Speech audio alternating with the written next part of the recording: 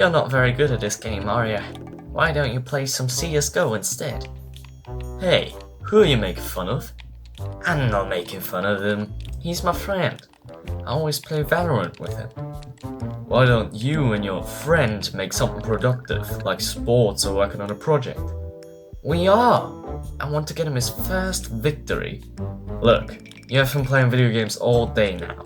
It's time to go out and meet with actual people that you can share your interest in. Except video games. Okay, but let me play this game till the end. Get the f*** outside! So, what am I supposed to do now? Are you... Okay, go and talk to this dude right there and make friends with him. What? Why should I talk to a complete stranger? Do it. Hey, nice weather today, isn't it? Okay. What was that? I thought you can talk to anyone. It's a bit different if you talk while playing a game. So, try it with this guy. He looks like a geek as well. Hey! Come on, do it now. Hey, have you also heard of the new update in Apex Legends? Oh no, I just wear this because it costs $2 at the second-hand store. Okay, so that maybe wasn't me. But you still don't have any skills in talking to other people. I just don't want to talk to them. I've got better things to do. Like playing video games. Well, you will still need that ability in life, so let me show you someone. Ah, not this guy again. I get it, he's perfect, alright? Shut up now, and watch him just going around the park. He greets everyone and even compliments the lady walking a dog. Everyone is affected by his presence and gets happier just by being around him. And getting into a conversation is no problem for him because he knows exactly what to say and do to get the affection of the other person. Wow, now he talks to the girl and even gets her number. Okay, teach me how to do that as well. That's the spirit. Let's get right into this. In my childhood, I could talk to a lot of people and was friends with everybody in my class and even school. More boys than girls, but anyway. But as I got to high school, I changed and so did my interests. I no longer really wanted to make new friends but stick to the old ones. So my talking ability kept decreasing because I wasn't used to speaking to new people anymore. And with this falling away, my overall speaking ability was declining. A big part of that as well was that I didn't have any confidence in myself. The only thing I was doing was playing video games or watching videos of it. And with nothing to show for myself, I spoke less and got more quiet in general. But then, of course, I discovered self-improvement and worked on myself. Now I could say that I was productive to boost my self-confidence and even had stories to tell about these habits as well. And as I was in school, I kept trying to start new conversations even though I had nothing interesting to say.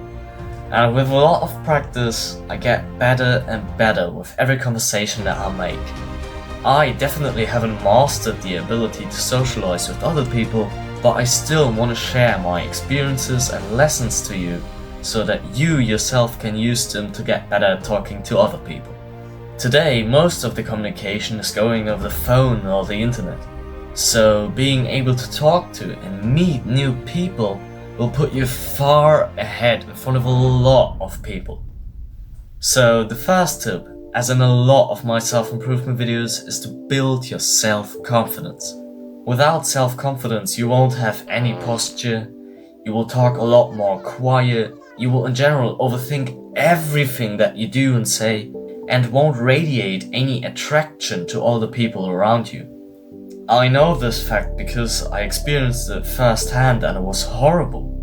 You only have a small friend cycle, if at all, and push all the people around you away with your appearance. So prove to yourself that you are the man and that nothing is too hard for you by doing sports, competitions, or in general just practicing self-improvement and working on yourself. These things will build your kind of resume so that you can convince yourself to be more confident and worth of approval. then obviously you have to go up to people and talk to them. I mean, even if you're the most handsome and attractive person in the world, a lot of people won't talk to you unless you go up to them and start the conversation. If this in the beginning is too hard for you or you're just too anxious to do it, then firstly adopt the habit of greeting and smiling at everyone that you go past on the street, in the park, etc. Doing it in a big part of the city with a lot of people, like an extreme example, the New York Broadway, isn't going to give you any results. So do it somewhere where you'll pass 1 or 2 people at a time. I tried it once and you will get a lot of smiles and greetings back. And these feelings can make you overcome the fear of approaching someone and starting a conversation with them. Also a good tip is to listen what the other people talk about. I know eavesdropping isn't much appreciated and you will maybe hear things that you didn't want to hear. But you can still use this to approach someone and show interest in them and their story. A quick "what? That really happened?" or asking a question can be a great start to such a conversation. Most people will be so intrigued in telling their own story that they will just talk to you like they originally told the story to you. But have a feeling for when to interfere with someone's story, because most of the times they were not meant for you to be heard. If you don't have this opportunity, then the best way is to just start the conversation on your own. This is also the most effective way to practice, because at first it is the hardest thing to do. Starting off the conversation with a compliment about the looks of the other person or themselves is always a good idea.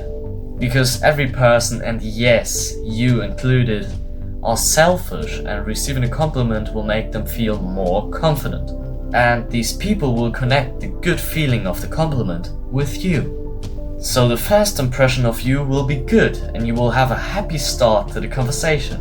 Of course, asking a question will do the same job as well. Asking about information has a similar effect on the other person, because you make them feel smart and important even when they don't know the answer. And when they don't know the answer, then you will share the same desire to get the answer to that question, which can make you bond more to the other person. A simple but difficult answer to execute is to just be creative with it, to listen to your feelings and thoughts, and to see if your approach is fitting for the person and the situation. Then, when you have started the conversation, show real interest in them and what they are saying, or at least stage it. As I said, we all are a bit selfish and we need someone to listen to us. If they can share their problems with you, or something that they just learned, then show interest in them by listening, being able to repeat what they have said in your own words, and to ask questions about the topic. Being able to repeat what the other person has said is really helpful if you want to keep the conversation going. If you don't know what to say, then simply repeat what the other person has said in a surprised tone and a question. What? He just flung it in the trash can? This will most of the time keep the other person talking for a few sentences, so that you have enough time and new material to either get the conversation going or to end it properly. People also like it if they can find someone to relate to, so don't shy away to share your own experiences with them. The only mistakes I see a lot of people make is that they either interrupt the other person a lot, or that they always have to top what the other person has said. Yesterday I scored a hat-trick for my team. Yeah, that's cool. I made my first hat-trick when I was 3, and one of the goals was even an overhead kick. Yeah, that's nice. If you have to interrupt someone, then always keep coming back to what they have said. So I was surfing down the waves and, hey guys, our team won the game. Sorry, what do you want to say? Here, the general tip is to focus more on the other person than on yourself.